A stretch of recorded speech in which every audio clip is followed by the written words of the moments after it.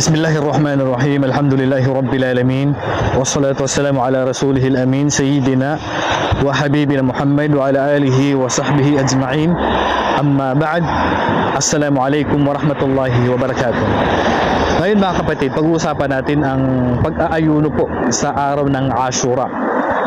Ang araw po ng Ashura, ito po yung ikasampu po na araw mula sa buwan po ng Muharram.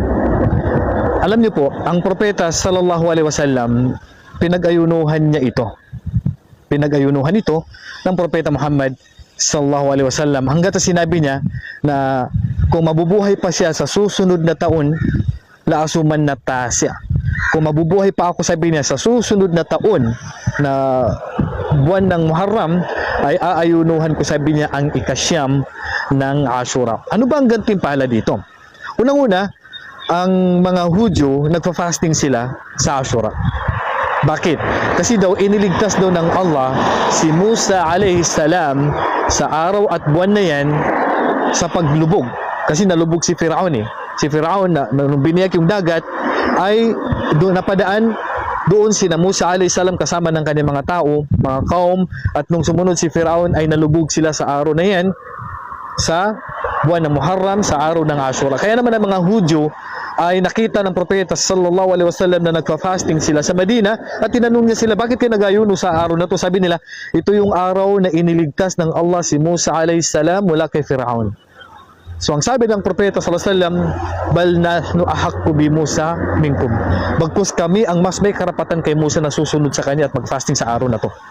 Kaya naman, ang propeta sallallahu alaihi wasallam, inutusan niya ang mga sahaba na mag-fasting sila sa araw na yan. So, alam natin na ang propeta sallallahu alaihi wasallam, lagi niya tayong ini-encourage na salungatin natin ang mga Hudyo sa lahat ng gawa nila. Kaya naman, ang pinakamainam na fasting sa Ashura ay hindi lang po ang ikasampu na araw ng Ashura, kundi isama po natin ang ikasyam.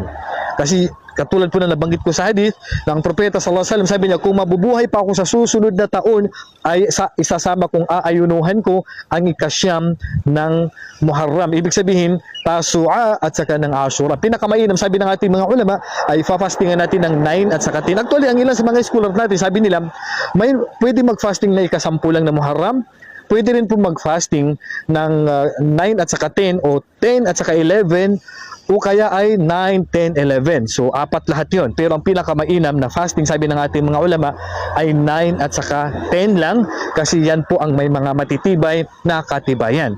So, ano ang gantimpala maliban sa mga nabanggit natin? Ang propeta sallallahu alaihi wasallam, sabi niya, siyamu yawmi Ashura ahtasibu ala Allah an yukaffira sanata allati qablahu. Ang pag-aayuno sa araw ng Ashura ay hinihiling ko at hinahangad ko sa Allah na patawarin ang nakaraang taon na kasalanan. Subhanallah, ang Yawm Arafah, nakaraang taon at susunod na taon na kasalanan ng pinapatawad. Sa Ashura, ikasampu ng Muharram ay nakaraang taon ng pinapatawad na kasalanan. So, i-grab natin ang oportunidad mga kapatid, na makapag-fasting tayo sa araw ng Ashura. Ang mga Shia sa araw ng Ashura, ang ginagawa nila, sinasaktan nila ang kanilang mga sarili, sinusugatan nila ang kanilang mga sarili at nagluluksa daw sila sa pagkapatay ni Hussein. Subhanallah. Subhanallah, yan ang kanilang ginagawa na isang kaligawan. Samantala tayo mga Muslim, ang sunna po at hindi po obligado ang sunna ay mag-fasting tayo sa araw ng Ashura upang makamit natin ang nakaraang taon na kasalanan ay mapapatawad sa atin at masunod natin ang sunna ng propeta sallallahu alaihi wasallam. At pinakamainam ay 9 at saka 10 upang masalungat natin ang mga Hudyo kasi nag-fasting din sila sa ikasampu ng Muharram. Kaya para masalungat natin, idagdag natin ang 9 ng Muharram. So naway napulutan natin ang aral, ang natalakay natin ngayon at ipagkalugnawan ng Allah sa atin na mapag-ayunuhan na maraming taon pa ang buwan o araw ng Ashura. So hanggang dito na lamang. Wallahu a'lam. Wa sallallahu ala nabiyina Muhammad wa ala alihi wa sahbihi ajma'in. Assalamualaikum warahmatullahi wabarakatuh.